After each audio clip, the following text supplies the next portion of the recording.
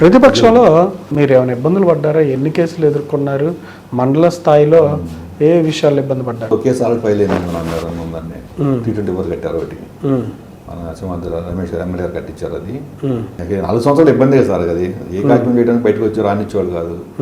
వాళ్ళు ఎక్కడికి బయటకు వస్తుంది లేదు. కార్యక్రమాల్లో పాల్గొందామని వెళ్ళనిచ్చేవాళ్ళు కాదు. ఆఫీస్కి వెళ్ళినా పని అయ్యేది కాదు అసలు. రావద్దని చెప్పేసి డిపార్ట్మెంట్ వాళ్ళే. ఓకే, మీరు రామాకండి. మీరు సర్పంచ్ కూడా మీదే, వాళ్ళకి మెజార్టీ ఎక్కువ వచ్చింది. ఆ ఎన్నికలకు మీరు బాగా తిరిగారా? సర్పంచ్ గట్టిగా 100% చేసామండి. ఎందుకంటే ఒకసారి ఓడిపోయి ఉన్నాడు ఆయన. ఒకసారి పోటీ చేసి ఓడిపోయాడు గతంలో. ఆయన గెలిపించా పట్టుదలతో ఆయన ఎక్కువ నాకు పట్టుదల ఉంది. అందుకోసం గెలిపించేసాం. గెలిపించారు.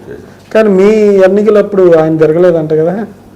అది ముందర ఇప్పుడు కలిసి చేస్తున్నాం సార్. ఏంటంటే అది ఉన్నాడు, ఆ రోజు ఉన్నాడు కానీ బయటికి వెళ్ళినట్టున్నాడు కానీ ఉన్నాడు.